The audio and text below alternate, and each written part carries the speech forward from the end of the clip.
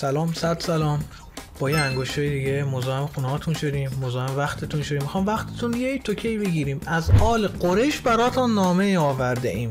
از قریش سینمای ایران چه خبر؟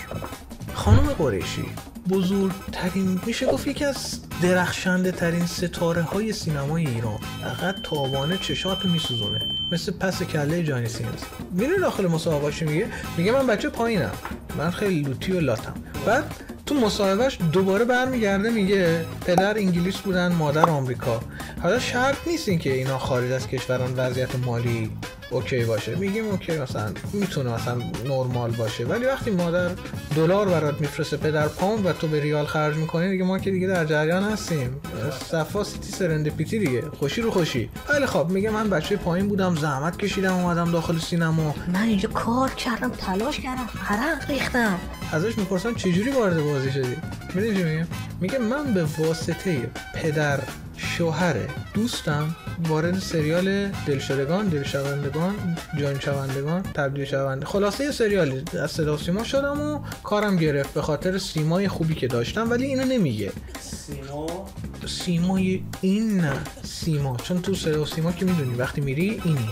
اولش یه چیز دیدن که گفتم دیگه. اون تو قسمت تدارکات دیدن، اون تو قسمت همون مهمونیه که اشاره میکنه، میگه پدر خانومه، پدر شوهره دوستم توی دوره همین منو دیده بود، آشنا شده بودیم، بعد بعد داخل مثلا یه برای همین کست میخواستم بکنم، برای همین سریال حالا آبدو خیاری دیگه، من رفتم امتحان دادم و قبول شد. داستان طولانی داره، تو چنل خودش گذاشته، برید نگاه کنید. برید داستانی براتون یه قصه طولانی سر دراز و بلند داره، همونجوری که دیگه بالاخره تو قسمت آقای شریفی نیا بود، دادی خورده دادیم، نخورده خورده ها رو دادیم بخوره، نمیدونم. خلاصه دیگه شهریاری بهش میگه خوردی نخوردی چیکار میکنی، پای خوردنی نمیخوای بخوری، بالاخره اونم چیزایی بوده میخوری. به نظر من بهترین نقشایی که بازی میکنه تو مصاحبه باشه، چون میرینه گن میزنه، ولی نقششو میاد خوب بازی کنه، خوب میره تو نقش، ولی نادانی خراب میکنه. رشیدپور ازش میپرسه متد اکتینگ تاره کردی؟ میگه اصلا من متد اکتینگ نیاز ندارم. میگه مگه میشه تو برای هیچ نقشی بعد مثلا 20 تا 30 تا فیلم بازی کردن، یعنی 10 روز وقت نذاشتی؟ خانم سحر قریشی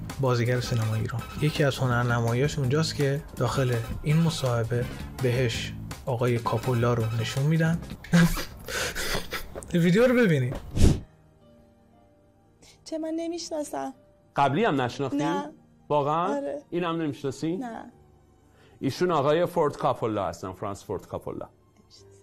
آره همونجوری که دیدی، کلا کاپولا رو نمیشناسه. اشکال هم نداره البته، مثلا برای آدم عادی مثل من نشناسمش اشکال نداره، ولی برای کسی که میگه من گیشه میارم، بازیگر خوبیم، خیلی خوب بازی کنم، زحمت کشیدم برای کار به جایی که رسیدم، به نظر من باید حداقل میشناختش. خدا وکیلی دیگه، بالاخره 4 تا کارگردان رو باید بشناسی دیگه، حداقل یه جا از سوال کردن تو بعد 2 تا جا خاص قپی بیای گنده بگوزی، بتونی یه بادی داشته باشی برای ول دادن.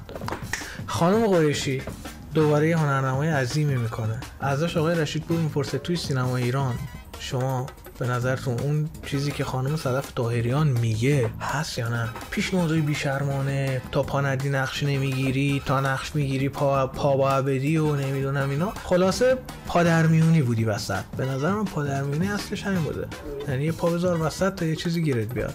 پادرمیون. خلاصه تا پادرمیونی نکنی چیزی گیرت نمیاد و اینا. میگه نه اصلا نبوده، نخواهدم بود، به من که نشده. طبیعتا به نظر من حالا شاید یه نفر یکم چیز کنه، بگی حالا مثلا به نظر من باید یه کمی حداقل تایید می‌کرد، میگه آره هست ولی به من نشده مثلا. اینجوری هم کامل بردیر سوال، بردیر تیر. صدف طاهریان هم بکن گفت بالاخره یه جایی مناسبتی لباس مهمونی نمیشه برای مثلا سر کار پوشید و این داستانا و تنگ بازی و میگفت بهم نمیدن، میگفت بهم نقش نمیدن چون پا نمیدن. 94 این مصاحبه رو میکنه، بعد چند سال در میاد یه مصاحبه دیگه میکنه، میگه من توی یه فیلم مشترک با آقای فرخ نژاد کچله گشت ارشاد، یه فیلم مشترک که داشتیم سال 90 با هم فیلم بازی کردن. مصاحبه سال 94. خانم قریشی بهم پیشنهاد داده که بیام تو اتاقش. آقای فرخ نژاد بهش گفتم حد خودتو بدون، کجا فکر کردی نشستی؟ اینجا ایرانه، منم ایرانی ام، غیرت دارم، من نمیتونم میزنم تو دهنت، من بچه پایینم، لوتی ام، یه جوری باهات رفتار میکنم که بعد باهات رفتار شده باشه. نمیشه گذاشت تو کولش رفت. خانم قریشی نکن، نساز بابا، این حرفا چیه؟ البته من باهاش موافقم، به نظر من این چیزا هست تو سینما، نه فقط سینما، تو هر حرفه‌ای هست به نظر من، نه فقط سینما. آره مهم نیست، اصلا مهم نیست، نه این مهمه نه اون مهمه، نه اصلا هر چی من گفتم مهمه، نه این بازیگر مهمه، مهم اینه سلطان حاشیه است. شیرجه زد تو بغل کی؟ تتلو. رفت پیش تتلو، 5-6 ماه گذشت، آره بعد در اومد، آره من شرایط انسانی نداشتم، منو گول زدن، من گول خوردم، کشیدم، مواد کشیدم، به زور کشیدم، غیر زور کشیدم، ما که ندیدیم. اتفاقا یه لایو هم با تتلو داره، خیلی خوشحال خندون میاد، بعد بهش میگن شما که خوشحال خندون اومدی، میگه بله دیگه، بالاخره من بازیگرم، توی چند سال بالاخره بازی کردن یاد گرفتم، اومدم نقش بازی کردم، دستون درد نکنه، خیلی ممنون، خیلی تشکر میکنم. نداریم فعلا جایزه در و سوال شما نداریم، ولی حالا برات بیا دست مکازیه رو ببر بده بهشون. خانم سحر قریشی، اینو من بهتون میگم، خیلی اوکی، خیلی باحاله، فیس همه چیز عالی، بازیگریش هم اگر واقعا وقت میذاشت به نظر من شاید بازیگر خوبی میشد، ولی واقعا صرفا به قیافه اومد بالا. قبول داری؟ منم قبول دارم، واقعا برای قیافه بازی ندارن، آفرین زنونشه، واقعا برای قیافه اومدن، بینه واقعا اصلا هنر هیچ، صفر، تموم. گلزار جز نقش خود آقای گلزار نمیتونه نقش دیگه بازی کنه، یعنی نقش خود منو بیاریم تو فیلم، نقش خود منو بازی کنم. سحر قریشی هم همینه، خود منو بیاریم تو فیلم، 4 تا شامولک باز در بیارم، همون شخصیت هپی فان خودم باشم و حل دیگه، کارو ببندیم، قیافه هم که دارم و سوژه یه هفته نوجوانام دیگه، به هر حال اوکیه. نیست به نظر تو هست؟ آره جوابم میده، تا الانم جواب داده، تا الانم جواب داده، پیش تتلو هم جواب داده، توی یوتیوب خودش هم جواب داده، توی کجا دیگه جواب داده؟